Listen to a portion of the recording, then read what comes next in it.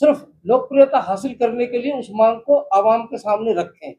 उनकी मांग वाजिब तो है, उनकी मांग सही तो है, लेकिन जलसा और यूनिवर्सिटी को लेकर के जो बात करते हैं, उनकी बात को मैं जिम्मेदारी के साथ सिरे से खारिज करता हूँ कि यहाँ का शीर्षक अलग है और वहाँ का शीर्षक अलग है।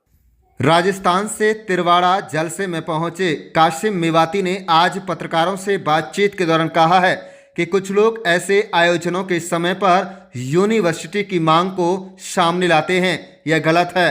उन्होंने कहा कि यह इस्लामिक जलसा है, इसके अलग मायने हैं। यह धार्मिक आयोजन है और ऐसे समय पर किसी दूसरी मांग को उठाना कतई ठीक नहीं है। इस इस्लामिक जलसे में लगभग 5 लाख मुस्लिम समाज के लोग शिरकत कर सकते हैं। दरअसल इसी वर्ष नूंह जिले के फिरोजपुर झिरका में ऐतिहासिक इस्लामिक जलसा हुआ था। ठीक उसी तर्ज पर यह जलसा होगा, लेकिन इसमें फ़र्क यह है कि महज 9 से 10 दिन के अंदर इतने विशाल आयोजन की युद्ध स्तर पर तैयारियां करना बड़ी बात है। लेकिन मुस्लिम समाज के लोग दिन रात आयोजन को सफल बनाने के लिए मेहनत कर रहे हैं।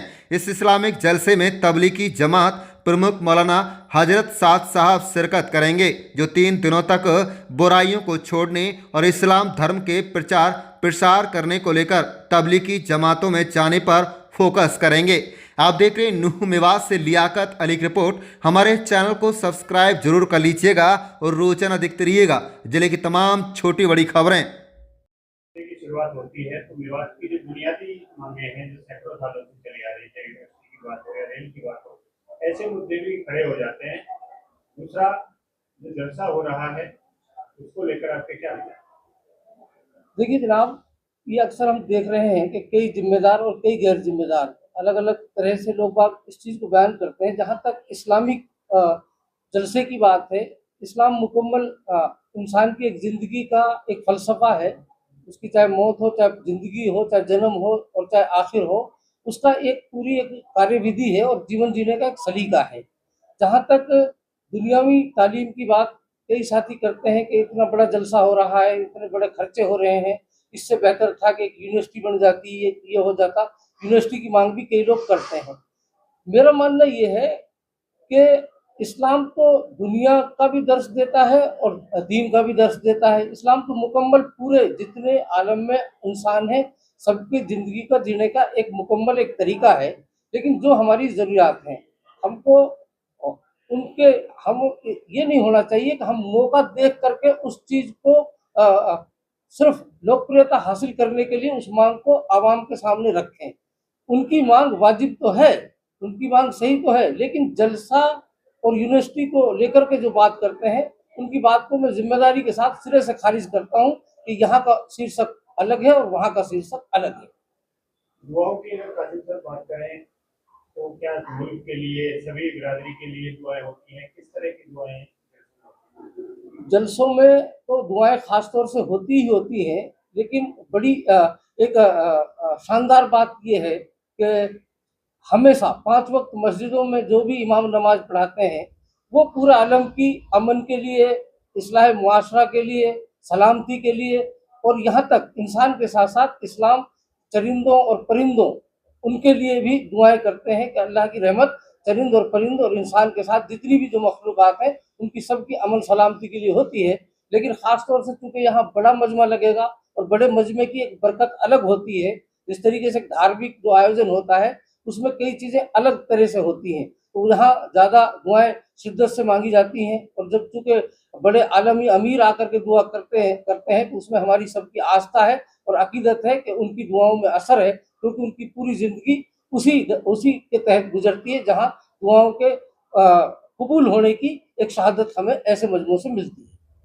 हरियाणा के मेवात में आयोजन हो रहा है, राजस्थान के मेवात का ताल्लुक रखते हैं, किस तरह का उत्साह मुस्लिम समाज के लोगों में वहाँ पर है, कितनी भीड़ वहाँ पर है?